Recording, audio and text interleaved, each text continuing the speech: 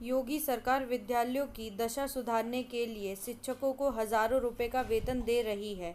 इसी दिशा में कदम उठाते हुए सरकार ने शिक्षकों से स्कूल पहुंचकर मोबाइल से हाजिरी लगाने के लिए कहा तो शिक्षकों में खलबली मच गई और उन्होंने मुख्यालय पर प्रदर्शन करते हुए मोबाइल से हाजिरी लगाने के लिए मना कर दिया तथा 17 सूत्रीय मांगों का ज्ञापन एसीएम को दिया।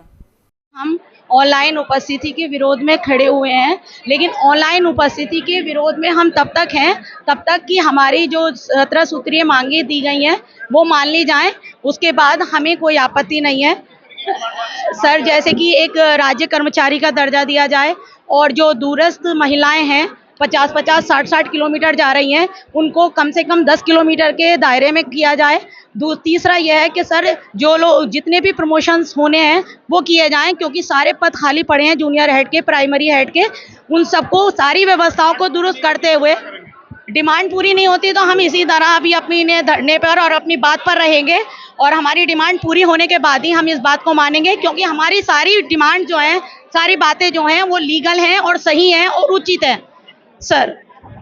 इसके आह्वान पर राष्ट्रीय शैक्षिक महासंघ द्वारा राष्ट्रीय शैक्षिक महासंघ के बैनर तले आज प्रांतीय नेतृत्व ने आह्वान किया कि पूरे उत्तर प्रदेश में जिलाधिकारी के माध्यम से माननीय मुख्यमंत्री जी को एक ज्ञापन दिया जाएगा।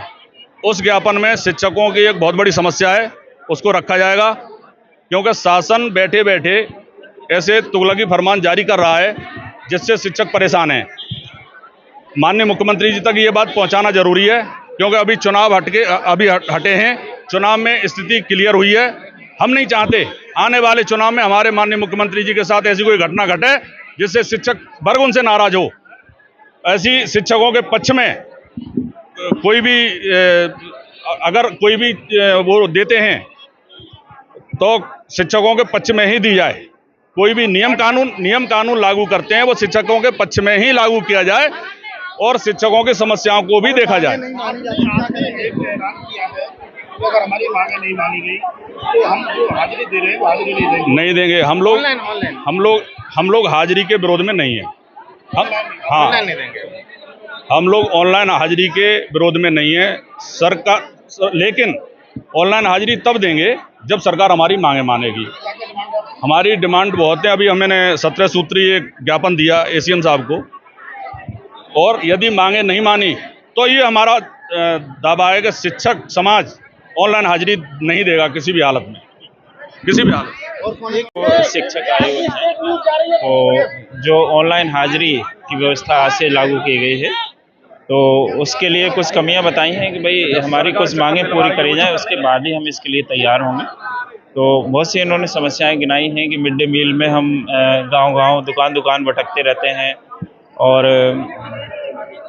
शिक्षणेतर कार्य हमसे लिए जाते हैं, शिक्षा के अतिरिक्त कार्य लिए जाते हैं।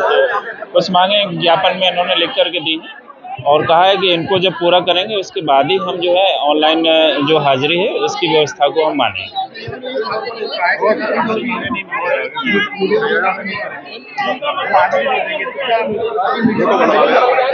अब ये इसके लिए तो मैं निर्णय नहीं ले सकता, ये तो उच्च अधिकारियों के निर्णय के ऊपर है।